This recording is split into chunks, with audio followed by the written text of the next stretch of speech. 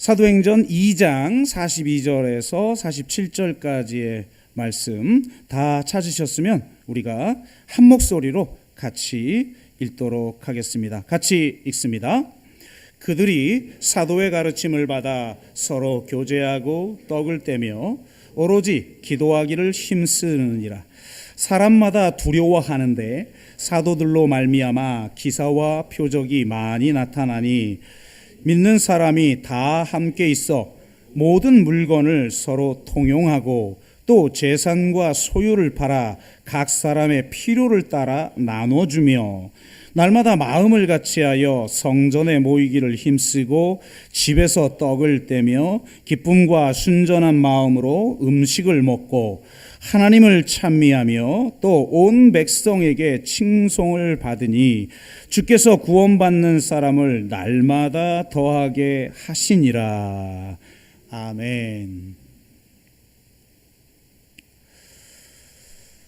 네, 여러분 교재 펼치시면 도입부 내용이 있어요. 도입부 내용을 제가 좀 읽어 드리도록 합니다. 물질적 풍요 가운데에서도 많은 사람들이 사랑에 굶주려 있다. 철저히 개인주의 문화인 현대 문명 가운데에서 우리는 더욱 외로움에 몸을 떨고 있으며 마음속 깊은 비밀을 나눌 사람 하나 없이 공장 기계의 부속품처럼 이 사회를 움직이는 부품으로 살아가고 있다. 물질의 노예로 살면서 서로 경쟁하고 당구공의 만남처럼 일시적이고 거래적인 만남으로 만족하며 살아가고 있다. 그렇기에 더욱더 공동체에 대한 열망이 불타오르고 있다. 우리가 꿈꾸는 공동체는 무엇인가? 예수님은 어떤 공동체를 원하셨을까? 예수님이 원하시는 공동체를 보여주는 원형으로서 초대교회의 모습은 어떠했을까? 우리는 공동체에 대해서 많은 질문을 할 수 있다. 이렇게 문제 제기를 하고 있습니다. 공동체란 과연 무엇일까요? 물론 공동체에 대해서 여러 가지로 이야기를 할 수 있지만 가장 중요한 핵심적인 의미 한 가지를 우리가 한번 나누기를 원하는데요. 보통 공동체 그러면 영어로 community라고 얘기를 하죠. 근데 이 community라고 하는 영어 단어는 함께라는 뜻을 가진 라틴어 꼼 이렇게 하죠. 우리가 꼬뮤니즘 우리가 뭐 이런 얘기 하는 것처럼 나오는 게 그게 컴입니다. 꼼과 선물이라는 뜻을 지닌 뮤니스라는 단어가 합쳐진 말입니다. 공동체는 선물을 함께 나누는 관계라는 의미인 것이죠. 그러니까 공동체의 본질, 그것은 선물을 서로 나누는 관계다라는 겁니다. 이를 이해하기 위해서 재화의 교환과 선물의 순환을 구분할 필요가 있어요. 교환에서는, 그러니까 주고받음이죠. 교환에서는 두 주체가 자신이 주려는 재화에 대한 합당한 대가를 기대해요. 내가 이 재화를 줬으니 너는 그에 합당한 대가를 나에게 줘야 해. 그 대부분은 더 큰 대가를 원하죠. 교환을 지배하는 것은 이 물건이 얼마의 가치를 갖는다는 관념이며 교환을 통해 얻어지는 이익이죠. 이 정도 가치가 있는데 나에게 이 정도의 이익이 있어야 기브 앤 테이크가 가능하지. 이게 교환이라는 겁니다. 이런 관계에서는 받을 것을 계산하며 주고 반드시 1대1 대응하는 보상을 기대하거나 요구하게 되는 거죠. 그러니까 보상이 없이는 줄 수가 없죠. 나에게 어떤 메릿, 그것이 나에게 주어져야만 내가 줄 수가 있는 것입니다. 이것은 거래적인 관계이지 사랑의 관계라고 할 수가 없습니다. 물론 이런 관계들도 필요하죠. 문제는 이런 관계가 사회의 전 영역, 모든 영역을 지배해버리게 되었다라는 거예요. 그래서 이제는 공동체가 완전히 사라져버리게 됐다는 거죠. 선물이 순환되는 관계가 사라져버렸어요. 모든 관계가 기브 앤 테이크, 교환, 재화의 교환 관계가 돼버린 거죠. 반면 선물은 받을 것을 전제로 하지 않습니다. 가장 중요한 개념이죠. 내가 뭘 줬는데 상대가 뭘 보상하기를 바란다? 그러면 선물이 아니죠. 내가 사랑을 베풀었는데 내가 베풀었으니 네가 뭘 해주겠지? 그거는 거래지 사랑이 아니잖아요. 선물은 소중한 사람에게 자신의 마음을 온전하게 표현하며 값없이 줍니다. 선물에서 중요한 것은 아량과 관대함이죠. 선물은 사람에게 감동을 주며 사랑의 순환을 만들어냅니다. 자연스러운 생명의 순환이 바로 진정한 공동체의 특징이죠. 모여있다고 공동체가 아니에요. 모여있는데 오직 주고받음, give and take, 재화의 교환 관계, 내가 무엇을 주면 너는 나에게 무엇을 다시 줘야 해 라고 하는 관계는 그냥 조직일지는 몰라도 공동체라고 할 수는 없어요. 공동체의 핵심은 바로 이 사랑의 순환, 선물의 순환이 있어야 그것을 공동체라고 할 수 있다라는 겁니다. 대표적인 게 가족이죠. 물론 요즘은 이제 가족도 불가능해졌기 때문에 다 혼자 살기를 원하고 결혼해도 아이를 낳지 않는 이런 이제 관계로 이 관계의 형태가 다 이렇게 변해가고 있어요. 그렇기 때문에 제가 볼 때 제가 교회가 점점 불가능한 시대가 됐다. 조직교회를 말하는 게 아니에요. 조직교회를 말하는 게 아니라 성경에서 말하는 교회의 본질인 공동체가 이제 불가능한 시대가 되어서 아주 힘든 한 세대는 힘든 시기가 될 것이다. 그 힘든 시기를 현실로 받아들이고 우리는 어떤 대안을 만들 것인가. 이것이 더불어서 버전 3.0의 비전인 것이죠. 세상은 선물을 순환하기보다 재화의 교환을 선호해요. 깔끔하잖아요. 계산이 쿨하잖아요. 이런 쿨한 관계가 좋죠. 내가 어느 정도를 줬고 어느 정도를 받는 게 분명해야지. 이렇게 불분명한 것은 우리가 이제 싫어요. 네. 이제 그런 시대가 됐어요. 그래서 재화의 교환을 선호하죠. 요즘 부부끼리도 통장 따로따로 쓰고 상대가 월급이 얼마인지도 서로 모르고 공용으로 사용하는 통장 만들어 놓고 거기서 공용을 쓴다고 그러더라고요. 쿨하죠. 재화의 교환적 관계가 이제는 결혼 관계까지 스며들었어요. 이러면 저보고 꼰대라고 하겠으나 제가 볼 땐 그냥 해 아래 새 것이 없죠. 전 인류의 역사를 놓고 볼 때 결국은 공동체가 힘든 시기가 됐다라고 이야기를 할 수가 있겠어요. 사랑의 결핍과 욕망의 과잉이 자기 것을 움켜쥐게 하고 누가 크냐를 놓고 경쟁하고 다투도록 만들죠. 예수님이 고난당하시고 죽으시고 부활하실 거라는 예고를 했는데도 서로 누가 크냐를 놓고 다투고 있던 제자들의 모습을 보십시오.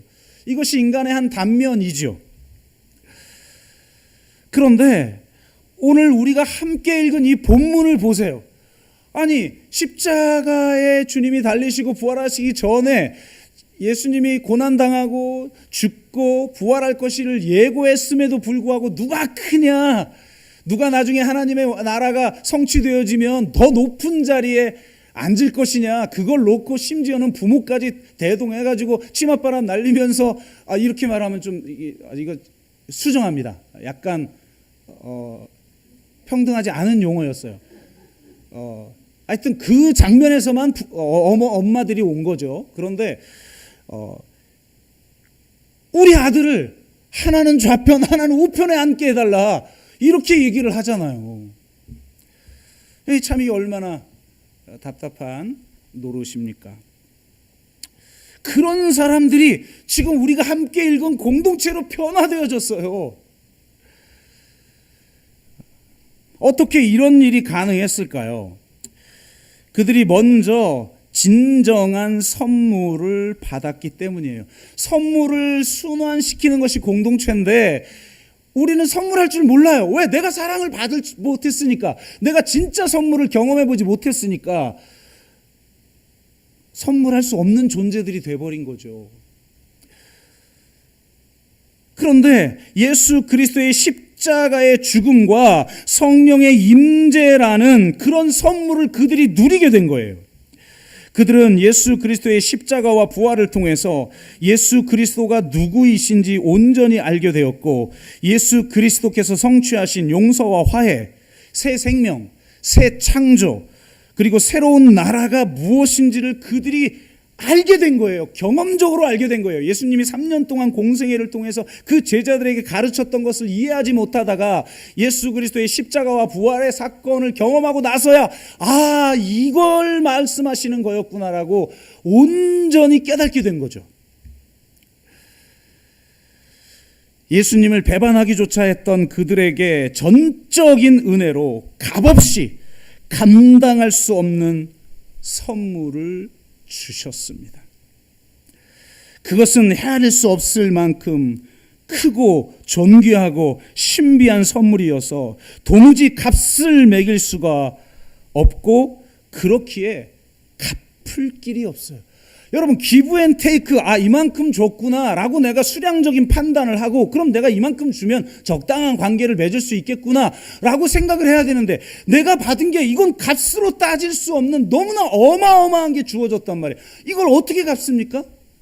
하나님의 아들이 나를 위해서 죽으시고 이 땅 가운데 새로운 창조, 새로운 나라를 출범시키셨어요. 그 나라의 백성이 되고 새로운 가족으로 만드셨어요. 그걸 내가 어떻게 도대체 하나님께 다시 갚습니까? 하나님은 우리가 도무지 하나님께 다시 갚을 수 없는 은혜를 우리에게 주신 거예요. 아멘? 그러니 우리가 하나님을 섬기는 게 아니에요. 여러분, 기독교의 본질은 우리가 하나님을 섬기는 게 아니에요. 하나님이 우리를 섬겼다. 이게 복음이에요. 그래서 우리가 할 일은 그 하나님의 선물이라는 그 섬김을 우리가 받아 누리되, 하나님께가 아니라 이 세상에, 그리고 우리 지체에 이 사랑을 순환시키도록 하신 거예요. 근데 기독교인들은 하나님께는 뭐 헌신도 하고 다 해. 그런데 동료 지체에게는, 같은 공동체 식구에게는 매몰차요. 그러니 하나님이 말씀하시죠. 하나님을 사랑한다고 하면서 사람을 사랑하지 않는 거, 그거 거짓말이다. 기독교의 본질은 수직과 수평이 분리될 수 없다라는 거예요. 유대교는 수직과 수평이 분리됐어요. 그러니까 하나님을 너무나 사랑하는데 정말 사람들을 막 그냥 사도 바울 보세요. 사람들을 핍박할 정도로 하나님을 사랑하는데 핍박하잖아요. 해치잖아요. 사랑하지 않잖아요. 율법으로 정죄만 하잖아요. 그러니까 그것을 넘어서는 기브 앤 테이크의 관계, 이게 율법적 관계죠. 내가 한 만큼 보상받는 관계, 이게 로마서에서 말하는 율법의 시스템 아니에요? 세상은 율법의 시스템에 의해서 작동하게 돼 있어요. 그런데 그것을 넘어서서 선물이 순환되는 관계로 하나님이 바꾸시기 위해서, 그런 나라를 우리 가운데 채우시기 위해서 도대체 우리가 감당할 수 없는 은혜를 하나님이 부어 주신 줄로 믿습니다. 예수 그리스도가 주시는 은혜의 선물을 받은 사람들이 다른 이에게 사랑의 선물을 유통시키는 공동체가 바로 교회인 것이죠. 더군다나 그 모든 걸 가능하게 하는 성령의 능력 또한 우리에게 선물로 주셨습니다. 그런 모습이 어떤 모습으로 드러났는가, 다 오늘 교재에 있는 걸 살펴볼 수는 없지만 가장 중요한 오늘 우리가 함께 읽은 본문의 말씀이죠. 셀교회의 성경적인 관점 1. 초대교회의 모습이에요. 일반적으로 굉장히 종교적인 의미에서 이 사도행전 2장 42절에 47절을 보통 목사님들이 설교하죠. 종교단체로서의 교회 내에서 이루어질 수 있는 일로 이걸 봐요. 그런데 우리는 그게 아니다. 하나님의 나라가 실체화되진 사건이다. 이것은 이 초대교회를 우리는 절대 공동체라고 부를 수 있다. 이런 말씀을 제가 1단계 5과에서 말씀을 드렸어요. 성령이 임하자 모인 자들이 방언으로 말하였는데 서로 다른 국적을 가지고 있는 사람들이 각기 자기들의 언어로 방언을 알아들어요. 와, 이건 정말 엄청난 사건입니다, 여러분. 바벨탑의 혼돈을 극복하고 온전한 소통이 이루어지는 공동체적 체험인 것이죠. 여러분, 사랑이 뭐예요? 공동체가 뭡니까? 결국 다른 게 아니잖아요. 소통이잖아요. 그런데 소통이 안 돼요. 왜? 여러분, 부부만 해도 그렇잖아요. 부부만. 남녀만 해도 그렇잖아요. 오죽하면 화성에서 온 이 남자예요, 여자예요? 남자? 금성에서 온 여자. 그 이분법적인 사고를 우리는 넘어서지만 현상적으로 드러난 특징 중에 그런 특징도 있죠. 실제로 대화가 안 돼. MBTI 요즘 유행하지만 서로 다른 MBTI 유형끼리 한번 대화해 보세요. 도대체가 이해할 수 없어요. 저 인간이 왜 저러는지, 왜 저렇게 말하는지, 그죠? 그래서 결국은 싸우게 되고 소통이 이루어지지 않는다는 거죠. 그러니까 지금 이 절대 공동체 안에서는 막힘이 없이 언어가 다름에도 불구하고 온전한 커뮤니케이션이 이루어졌다라는 거예요. 정말 멋진 경험이죠. 또한 그들은 자기 것을 자기 것이라 주장하지 않고 자신의 재산을 사도들의 발 앞에 다 내어놓고 그것을 필요에 따라 나누었어요. 4장에서는 이걸 똑같은 표현을 다시 한번 하면서 뭐라고 하냐면 그들 중에 가난한 자들이 더 이상 존재하지 않았더라 라고 표현하고 있습니다. 그 말은 곧 신명기의 성취요 희년 공동체가 이루어진 것을 뜻한다 라고 말씀을 제가 드렸죠. 성령의 코이노니아로 말미암아 계급이나 계층, 신분이나 인종, 재산이나 직업, 학벌이나 나이, 성별이나 장애, 유무와 상관없이 차별이나 분열을 뛰어넘어 함께 떡을 떼며 온전히 하나 되는 밥상 공동체가 되었다라는 겁니다. 얼마나 멋집니까? 여러분, 교회 성장학을 공부해 보면 가장 중요한 게 동일성의 원리예요. 셀도 그래서 동성끼리 모이잖아요. 가정교회 모델은 가족별로 모이지만 교회 성장학을 공부해 보면 가장 중요한 게 동일한 유형, 비슷한 사람끼리 모여야지 너무 다르면 공동체가 하나 될 수 없고 성장이 안 된다. 이렇게 말을 하죠. 그런데 진짜 교회는 이 모든 것을 넘어서 차별이 사라지고 분열이 사라져 진정으로 하나 되는 절대 공동체가 되었다라는 겁니다. 이런 절대 공동체의 모습이 인간의 노력이나 실천을 통해서가 아니라 오직 성령 하나님을 통해서 이루어졌죠. 사회적 재난을 통해서만 형성되는 재난 유토피아, 일시적으로 형성되는 재난 유토피아와 달리 사회적 재난 없이도 성령이 임함으로 말미암아 초대 교회와 같은 진짜 공동체, 절대 공동체가 만들어졌어요. 초대교회의 절대 공동체는 우리에게 오래된 미래로 존재합니다. 기독교 역사 속에서 이런 절대 공동체의 모습을 다양하게 드러내고자 하는 다양한 공동체 운동이 존재했어요. 그 중에 하나가 셀교회 운동이기도 하죠. 우리가 더브로스 버전 3.0을 추진하는 이유도 최소한 이 그대로 문자적으로는 할 수 없다 할지라도 어쨌든 근사치적인 접근을 할 수 있는 모델이 뭔가, 지금 이 시대에 우리의 정서, 우리의 가치관을 어느 정도 인정하고 현실을 인정하면서 어떻게 초대 교회를 닮아갈 것인가에 대한 고민 속에서 나온 비전이라고 할 수가 있겠습니다. 두 번째, 교회의 기초나 세 번째, 예수님이 세우신 공동체는 좀 넘어갑니다. 시간상 우린 주일 예배 시간이니까. 자, 큰 2번 셀 교회의 역사적 관점인데요. 이게 굉장히 중요한 거예요.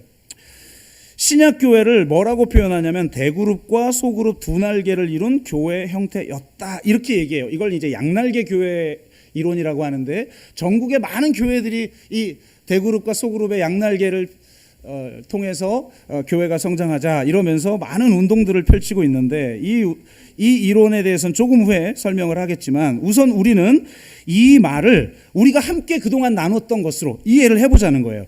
교회가 새로운 하나님 나라의 백성이요, 새로운 하나님의 가족이요, 절대 공동체로 존재했었다라는 의미로 우리가 이해해보자는 거죠. 정말 교회의 공동체성이 온전하게 실현된 절대 공동체였다. 그렇기 때문에 어떤 핍박이 와도 신약 교회는 버텨낼 수 있었다는 거예요. 여러분 생각해 보세요. 그냥 이런 공동체가 아닌, 혹은 이런 절대 공동체를 닮아가는 교회가 아닌 한국교회 같은 교회였다고 생각해 보세요. 여러분, 코로나가 터져도 휘청거리는데 핍박이 임한다? 제가 볼 땐 거의 해체 수준입니다. 이루어질 수가 없죠. 그런데 신약교회는 그런 핍박 속에서도 더 강력한 부흥의 역사가 일어났다라는 거예요. 예루살렘에만 모여있던 성도들은 핍박을 통해 흩어졌지만 그것이 도리어 온 세계를 향한 하나님의 선교에 동참하는 길이 되었습니다. 핍박과 고난이 교회를 파괴하거나 왜소하게 만들지 못하였고 도리어 교회가 건강해졌고 하나님의 목적에 부합한 교회가 되었으며 평신도 지도자들을 세우면서 도리어 부흥을 경험하게 되죠. 이것이 사도행전만이 아니라 실제로 2000년 기독교 역사 속에 수없이 반복됐다는 거예요. 우리가 지금 셀교회 정도의 이야기를 지금 하고 있지만 진짜 공동체를 추구했던 교회들의 역사를 공부해 보면 정말 놀랍니다. 아니, 이 정도 핍박을 받았는데도 공동체가 유지가 될 수 있다고? 말이 안 되죠. 저는 그냥 셀교회 정도 수준의 이야기를 예를 들어 보겠습니다. 여러분, 중국에서 교회가 부흥할 때가 언제였는지 아십니까? 문화혁명을 통해 목사들을 다 잡아가둔 다음에 교회에 부흥이 왔다 그래요. 성직자들을 잡아가자 평신도 지도자들이 자발적으로 일어나고 그곳에 성령의 역사가 일어났다는 거예요. 그래서 그 이후에 생긴 우스갯소리가 있대요. 부흥을 원하는가? 그럼 목사들을 잡아가라. 참. 하나님의 교회는 핍박에서도 살아남을 수 있는 공동체였어요. 인도네시아 GBI 교회는 수백 개의 교회당이 불타 사라졌던 1997년 핍박 당시 주일 예배조차 드릴 수가 없었어요. 그때 아주 유명하였죠. 인도네시아는 모슬렘 국가잖아요. 전 세계에서 모슬림인이 가장 많은 국가가 인도네시아였는데 이때 엄청난 핍박이 일어났고 많은 예배당들이 다 불탔어요. 이때 오바자 목사는 그래도 하나님의 말씀을 못 들으면 공동체가 약해진다라는 성령의 감동이 있어서 그가 미리 핍박이 본격화되기 전에 지역 라디오 방송 채널을 구입합니다. 그래서 팩스로 성도들에게 설교문을 보내고 이 지역 라디오 방송을 통해서 설교를 송출했어요. 그렇게 되면 이제 모일 수가 없잖아요. 함께 모일 수 없는데 놀랍게도 셀 리더 중심으로 각 가정에 흩어져서 주일 예배를 각자 드리는 거예요. 이 라디오 방송을 들을 수 있는 여건이 안 되는 곳은 아예 셀 리더가 전체를 인도했고 대부분 많은 교회들은 그래도 97년 정도면 어느 정도 이 방송 매체나 이런 것들이 발달하는 시점이니까 그래도 설교만큼은 그 라디오로 송출된 것을 듣고 나머지는 그 함께 모인 셀 공동체 내에서 자체적으로 진행을 했다는 겁니다. 교역자들은 예배 중 설교만 책임졌고 실제로 흩어져서 공동체를 세워나간 건 바로 셀 리더였다는 거예요. 그런데 놀랍게 마치 중국의 대장정이라고 하는, 그게 옳고 그름을 떠나서 대장정이라는 어떤 과정을 통해서, 고난의 행군이라고 그러잖아요. 그 과정을 통해서 중국 공산당이 어마어마하게 확장이 되지 않습니까? 그런 것처럼 도리어 이 핍박의 시기에 이 GBI 공동체는 엄청나게 부흥을 해요. 그냥 조직으로 있을 때는 별로 부흥하지 않던 교회가 각자 셀 리더들이, 평신도 리더들이, 사실 이 말도 좀 어폐가 있지만 우리는 그 좀 문제 제기를 하고 있는 교회 입장이지만 여하튼 그런 리더들에 의해서 공동체가 세워지고 부흥하는 놀라운 역사가 일어났다라는 거죠. 공동체 교회에는 이런 힘이 있다는 거예요. 이런 힘이. 그런데 B, 콘스탄틴 시대의 교회는 대그룹 중심으로 재편되었고 소그룹을 무시하고 제거했습니다. 이렇게 이제 내용이 되어 있는데 이 정도 차원이 아니에요. 교회 사가들이 모두가 인정하는 것은 교회의 역사는 크게 콘스탄틴 이전과 콘스탄틴 이후로 나뉜다. 콘스탄틴의 기독교 공인과 국가 종교로의 승격이 하나님의 새로운 가족 공동체이자 절대 공동체로 존재했던 교회를 조직 교회로 변질시켰다고 이야기해요. 이후로 종교 집단과 거대한 예배당이 교회의 특징이 되었죠. 그 전까지는 예배당 자체가 없었어요. 그냥 전부 가정에서 모였거든요. 그런데 이제는 시스템이, 로마의 계급 시스템이 교회에도 그대로 적용이 되어지고, 그리고 바로 이런 예배당, 큰 예배당이 종교 집단화된 것이 바로 교회의 특징이 되어 버렸다는 거예요. 모든 핍박을 이겨내고 로마 사회를 뒤흔들었던 공동체 교회는 사라지고 말았어요. 콘스탄틴 황제로 인해 기독교가 공인되고 국가 종교가 되자 기독교는 핍박받는 종교에서 기득권 종교가 돼. 이 상태가 지금까지 이어지고 있죠. 기독교인들의 마인드를 보면 기득권자들의 마인드하고 똑같잖아요. 하나님의 나라의 공동체에서 제국의 종교기관으로 변질, 이건 교회 사가들이 이야기하는 바예요. 그리고 변질되었다는 거예요. 이제 초대교회에서 말하는 윤리는 특별한 사람에게만 해당된다고 주장하기 시작했어요. 예수님의 제자들에게 요구되었던 순종과 희생의 윤리는 성직자나 수도사들에게만 요구되는 윤리이며 일반 성도는 그 정도의 윤리까지는 따를 필요 없다. 그래서 우리는 소위 말해서 성직자들을 주의 종이라고 말을 하고 일반 성도들은 정말 주님의 참 제자가 될 수 없는 것처럼 생각해 왔다는 거죠, 그동안. 무엇보다도 로마 제국의 시민들은 이제 태어나자마자 그냥 기독교인이 된 거예요. 왜? 모든 시민이 기독교인이니까 이제는. 덩달아 진정한 의미의 회심도 사라져 버렸습니다. 초대 그리스도인들에게 회심은 신념의 변화요, 행동의 변화일 뿐 아니라 소속의 변화였어요. 회심에는 반드시 신념, 행동, 소속의 변화가 따른다고 보았어요. 그렇죠. 이 세상 나라의 백성이었다가 하나님 나라 백성이 되는 거예요. 이제는 나를 지배하는 법은 로마 제국의 헌법이 아니라 왕이 선포한 칙령이 아니라 저 하늘에서 선포한 헌법, 산상수훈이라고 하는 하나님의 백성의 헌법이 우리의 헌법이 되는 거죠. 그리고 이 세상 나라에서 하나님의 나라로 월경하여 하나님의 가족의 공동체로 편입되는 것을 성경은 구원이라고 이야기를 한단 말이에요. 그러니 신념, 행동, 소속의 변화가 당연히 회심에는 따른다라고 생각했던 거죠. 그런데 이건 쉽지 않은 과정이잖아요. 그렇기에 실제로 기독교에 편입되는 과정 자체가 쉽지 않았어요. 우리는 흔히 2차 대각성 이후에 기독교에 영향을 받은 우리들이기 때문에 성경을 읽으면서 뭐 교회가 오직 전도에 힘썼다고 생각을 하는데 실제로 성경을 연구해 보면 성경도 마찬가지고 실제 초기 기독교 역사에 그들은 그렇게 전도에 힘쓰지 않았어요. 우리가 생각하는 의미에 핍박받는 종교였기 때문이기도 하죠. 아니 내가 기독교인이면 콜로세움에 끌려가서 사자의 밥이 되는데 무슨 사자의 밥 됩시다. 어떻게 전도합니까? 그러기도 했고 그들의 전도의 방법이 말이나 프로그램에 있지 않았고 새로운 공동체의 라이프 스타일을 보여주는 것이었다는 거예요. 초대 교회 공동체의 라이프 스타일은 너무나 매력적인 것이어서 사람들이 그들에게 끌려 공동체에 입문하게 되었다는 거예요. 대한 공동체가 먼저였고 대안적인 사상은 나중이었어요. 관계가 먼저였고 복음 증거는 나중이었다라는 거죠. 또한 입문 과정도 매우 까다로웠습니다. 진정으로 회심했는지를 확인하는 긴 입문 과정을 거쳐야만 기독교 공동체의 일원이 될 수 있었어요.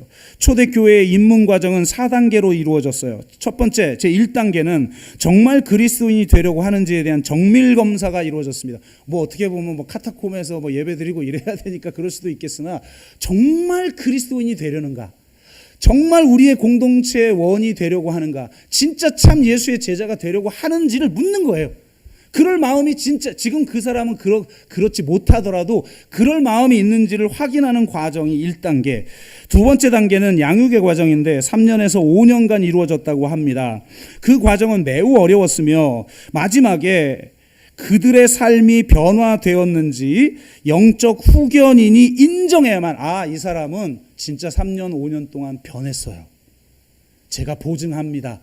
라고 영적 후견인이 공증해야만 3단계로 나아갈 수가 있었습니다.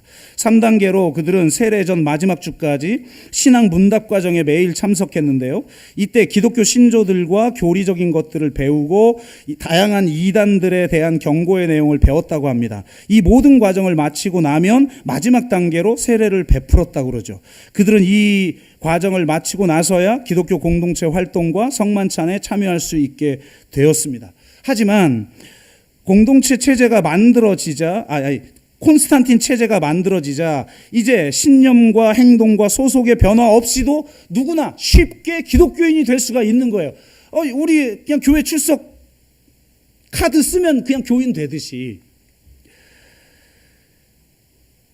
자기를 부인하고 자기 십자가를 지며 주님을 따르는 제자 공동체, 하나님 나라의 질서와 가치를 실체화하는 하나님 나라 백성의 공동체, 하나님의 가족으로서의 절대적 공동체는 사라지고 이제 조직 교회만 남아있게 되었습니다. 이것이 기독교의 타락과 변질의 시작이다라고 교회 사가들은 이야기를 하죠. 이런 모습이 주 300년 이후에 벌어졌던 이런 모습이 지금까지 왔는데, 여러분 그나마 예를 들어 중세는 어차피 주일날 한번 교회 가고 나머지는 다 그냥 마을 사람들이에요.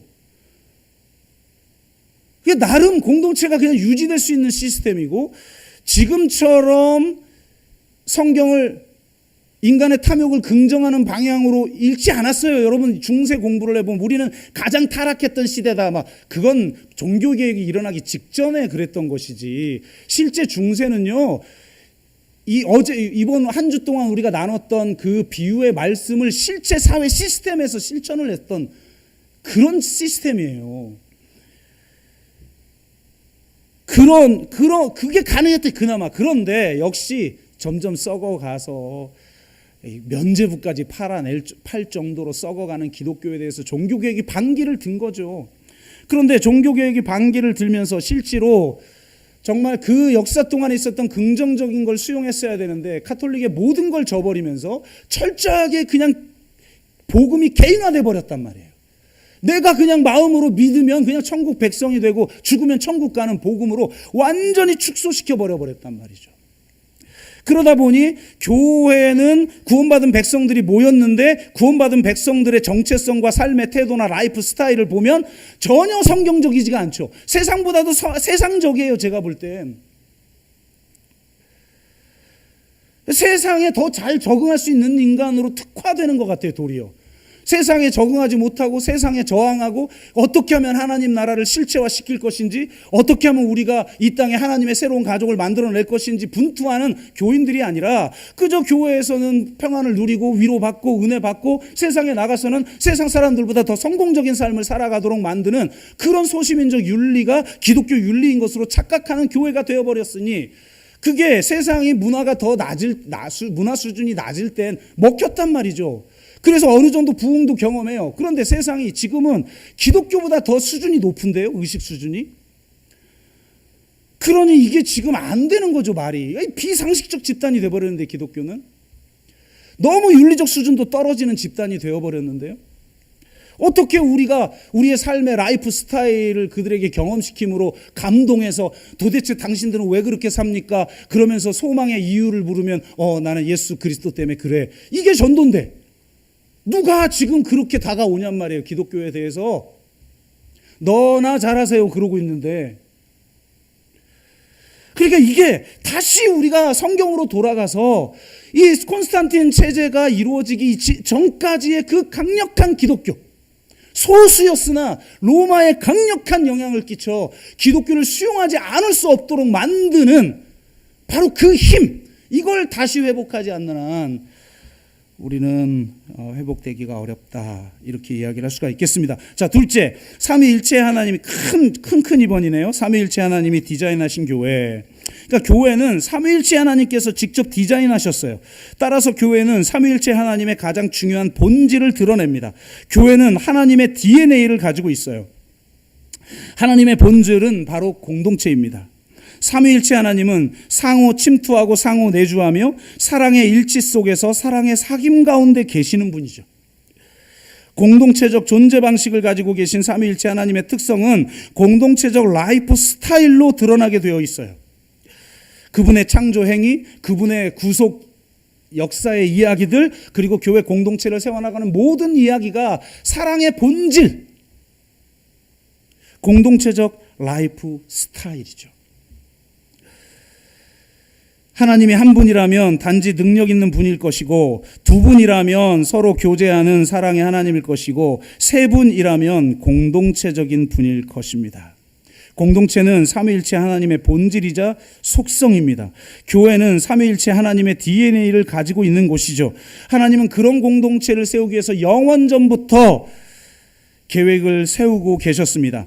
에베소서 3장 11절, 곧 영원부터 우리 주 예수 그리스도 안에서 예정하신 뜻대로 하신 것이라. 아멘. 이것이 바로 창조 안에 있는 하나님의 영원한 목적인 것이죠. 모든 창조 피조물이 사랑의 관계 속에 있는 그런 세상, 그런 세상을 만들기를 원했고, 하나님은 그것을 보여주는 증인의 공동체로서 교회를 세운 줄로 믿습니다. 그래서 초대교회는 두 날개로 날아오르는 교회였다, 이렇게 이야기를 교재에서는 하는데요. 옛날 교재를 우리가 그냥 쓰고 있기 때문에 이 두 날개 교회 이론은 오늘 우리가 읽은 본문 46절 때문에 생긴 말이에요. 성전에 모이기를 힘쓰고 집에서 떡을 떼며. 그러니까 이 구절을 이렇게 해석한 거죠. 성전에서 회중으로 모이는 모습은 대그룹의 필요성을 보여주고 모이는 교회로서의 정체성을 보여준다.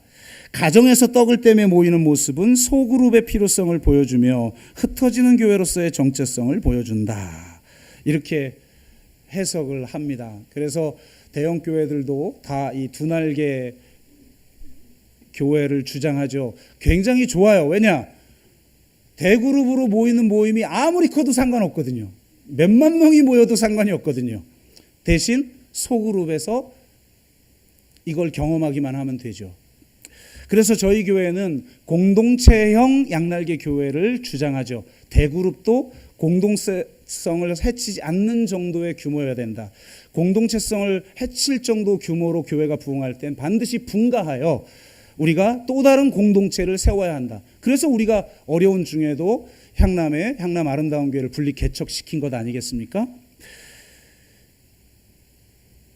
그래서 공동체형 양날개 교회가 돼야 되는데 그것의 근거가 이 46절이어서는 안 된다는 거예요. 왜냐? 이 46절 말씀은 대그룹으로 모이고 소그룹으로 모였다. 함께 교회 건물의 예배당에서 대그룹으로 모이고 각 가정에서 소그룹으로 모이는 지금 현대식 교회를 보여주는 그림이 아니에요. 제가 복음의 공공성에 대한 이야기를 하면서 이 구절은 여기서 말하는 성전은 유대 사회에서는 퍼블릭 스페이스였다. 그리고 가정에서 모였다는데 그 가정에서 모인 게 교회다. 왜? 초대교회는 콘스탄틴 체제가 돼서 기독교를 공인해지기 전까지는 핍박받는 종교였고 그냥 가정에서 모이는 종교였단 말이에요. 대그룹이라고 말하는 그 자체가 그냥 가정교회였어요. 그런데 무슨 가정에서 소그룹으로 모이고 그런 사람들이 다 모여서 예배당에 모이는 게 대그룹이고 성전에서 모이는 거냐? 그렇지 않다는 거예요. 성전에서 모였다라는 것은 복음의 공공성을 뜻하는 것이고 가정에서 모였다라는 건 교회의 공동체성을 뜻하는 거예요. 이것을 보여주는 구절 중에 하나가 사도행전 20장 20절이죠. 사도 바울이 에베소 장로들에게 한 말이죠. 유익한 것은 무엇이든지 공중 앞에서와 퍼블릭, 공중 앞에서나 각 집에서나 꺼리낌 없이 여러분에게 전하고 가르쳤다. 퍼블릭 스페이스에서 내가 선포했고 그리고 집에서 모이는 교회에서 선포했다라는 말이에요.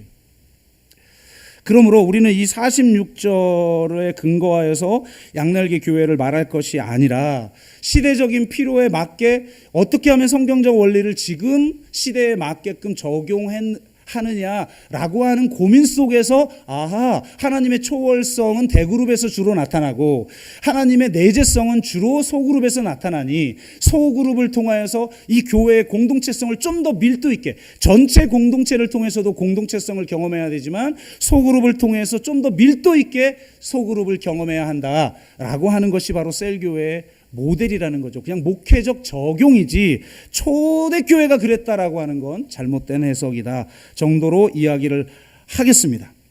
사실 대그룹에서는 친밀한 관계를 나누기가 어렵죠. 여러분, 예를 들면 이렇습니다. 모 집사님하고 모 권사님이 다퉜어요. 저도 목회를 해보니까 권사님들 진짜 자주 다투더라고요.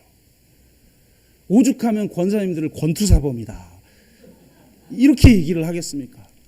미치겠어요. 목회가 갈등 생기면 그거 화해시키는 에너지 다 써. 특히 권사님들은 이미 살면서 자기 가치관이 완전히 굳어져 가지고 서로 다른 사람끼리 수용이 안 돼요. 그래서 외국에서는 코하우징이나 이런 대한 공동체를 주로 노인들이 하는데 우리나라는 안 된대잖아요.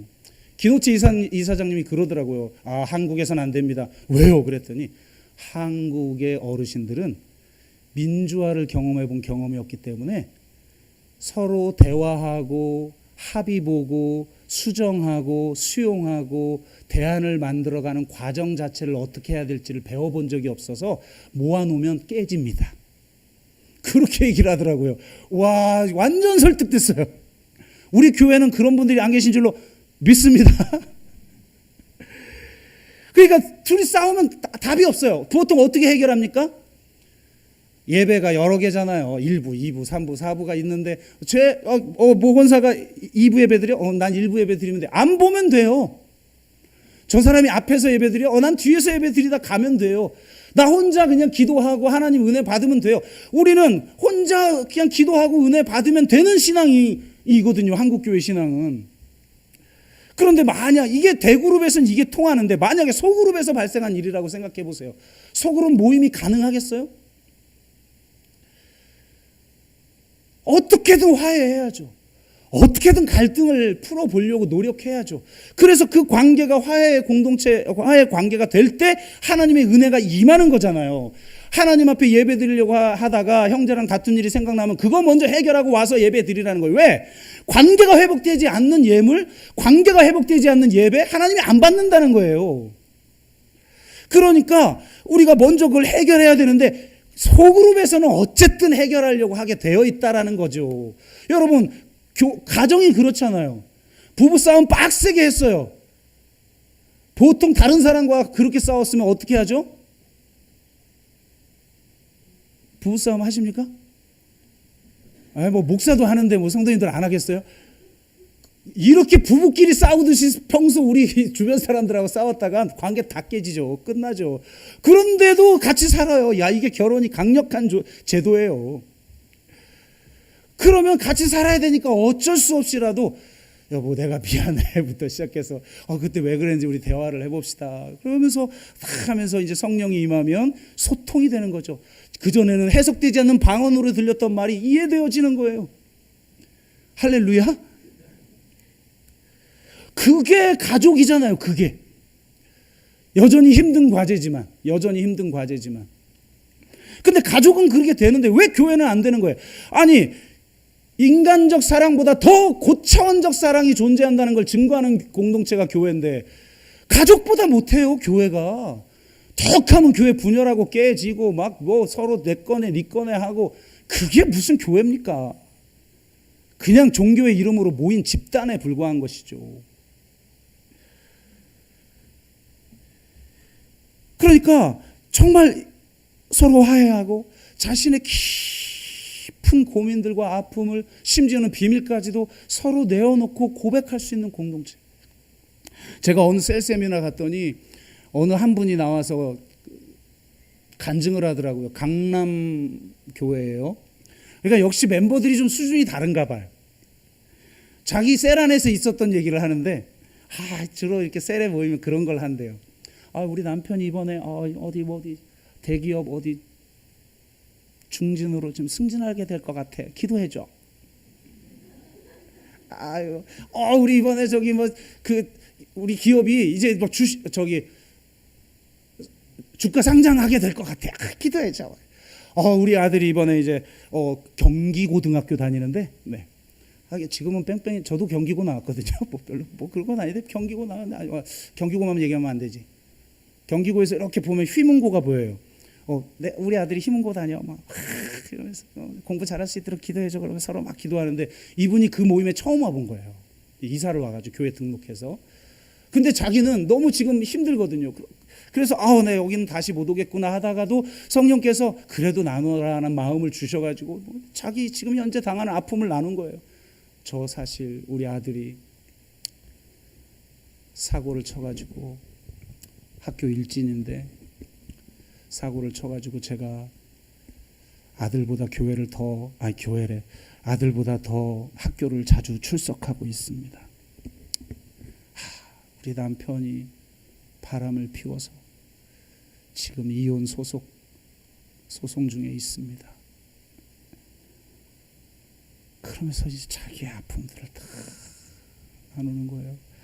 그러니까 이분들이 깜짝 놀래가지고 한 번도 그런 나눔을 해본 적이 없거든요. 그동안. 왜?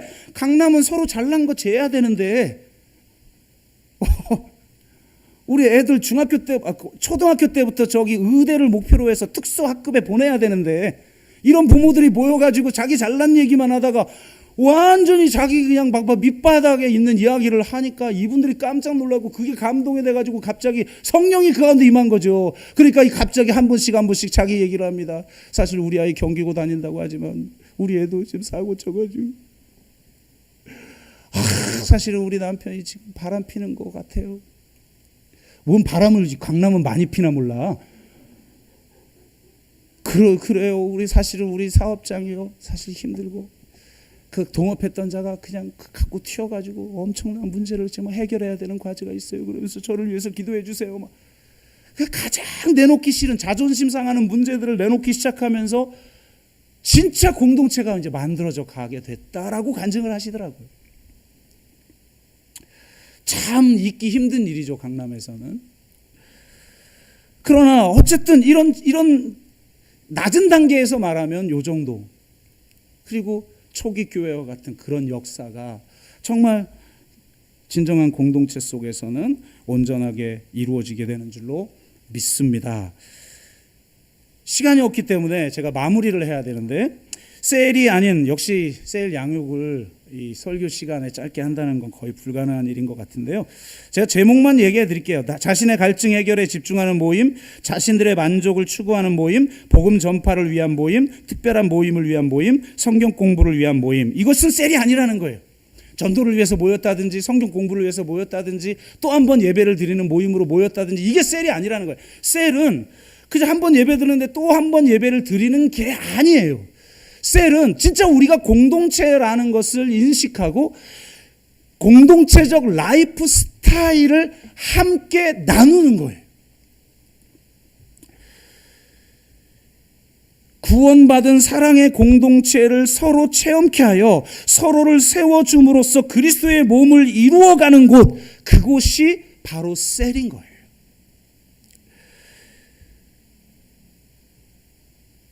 그래서 셀에서 가장 중요한 것은 삶을 나누는 겁니다. 말씀으로 비춰진 삶을 나누는 거예요. 그걸 통해서, 말씀을 통해서 서로를 세워주는 거죠.